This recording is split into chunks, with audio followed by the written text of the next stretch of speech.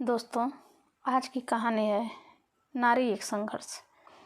मैं बचपन से एक परिवार को देखते हुए बड़ा हुआ हूँ जो कि गरीब था। परिवार में 2 भाई और एक बूढ़ी माँ थी। जैसे तैसे करके दोनों बेटों की शादी की। दोनों बेटे अपने छोटे से परिवार के साथ अपना जीवन यापन कर रहे थे। छोटा बेटा उस समय भूजा का ठेला लगाकर अपने परिवार का भरण पोषण कर रहा था। सब कुछ लगभग ठीक चल रहा था। उसे एक बेटा और 2 बेटियां हैं। हर मनुष्य में कुछ गुण और अवगुण होते हैं।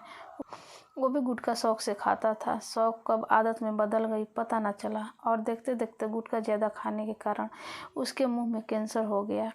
वह बीमार होने के कारण ठेला कभी निकालता तो कभी नहीं निकाल पाता। इस दौरान अपना इलाज भी करा रहा था। चूँकि कमाई का बड़ा हिस्सा दवा में खर्च हो रहा था और साथ ही परिवार को भी चलाना था, सो इस स्थिति में सरकारी अस्पताल ही एकमात्र सहारा था।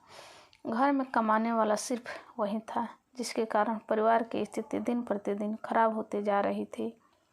ये सब हमने अपनी आंखों से देखा है। कैंसर का इलाज इतना महंगा है कि वह अपना इलाज कराने में असमर्थ था। उसकी स्थिति को देखकर उसके बच्चे और उसकी पत्नी का रो रो कर बुरा हाल था।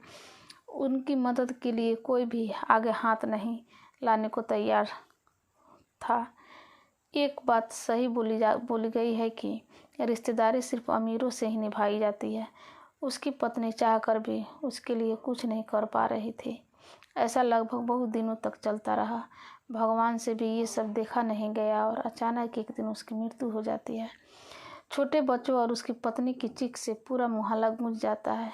अब आपस के लोग उसकी पत्नी को चुप कराते हैं तो कोई उनके बच्चों को गोद में लिए है। बच्चे बड़े भी नहीं हुए थे कि उनके सर से बाप का साया हट गया। फिर आसमान के आसपास के लोगों ने मिलकर अंतिम संस्कार किया। घर के कई दिनों तक चूल्हा नहीं जला, लेकिन पापी पेट कब तक शांत बैठे। उधर से बच्चों की आवाज़ आने लगी, माँ भूख लगी है, खाना बनाओ। और माँ तो आखिर माँ होती है। अभी आँख के आंसू सूखे नहीं थे। फिर वह बच्चों के लिए खाना बनाने गई। बच्चों को तो उसने खिला दिया, पर उसे खिलाने वाला कोई नहीं था। अब घर में रखे पैसे भी धीरे धीरे खत्म हो चुके थे और बच्चों को पालना भी था। फिर उसने समाज की चिंता न करते हुए वहीं अपने पति का ठेला निकाला और फल बेचने लगी। मैं सोचती हूँ कि आखिर इतनी हिम्मत उस औरत में आई कहाँ से। अभी उसके पति के मृत्यु को महीना नहीं हुआ और वह अपना आंसू पोंछकर अपने बच्चों को पालने का सोच लिया था। रोज़ मंडी से फल लाना और ठेला पे रखकर बाजार में बेचना और घर आकर घर का काम करना, खाना बनाना और बच्चों की देखभाल करना। इतनी शक्ति लाती कहाँ से थी। मैं ये सब देखकर हैरान थी।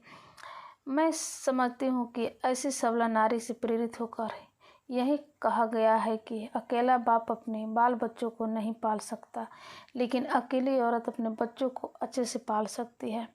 आजकल लॉकडाउन के कारण जो लोग सक्षम हैं वो लोग भी सोच रहे हैं कि कहीं से किसी तरह राशन मिल जाए, लेकिन उस औरत को आज के दिनों में भी फल का ठेला खुशी से ले जाते देखा है और अपने बच्चों का परवरिश बहुत अच्छे से वो कर भी रही है। उसके लिए जितना बोला जाए उतना कम है। सलाम है ऐसे नारी को मेरा।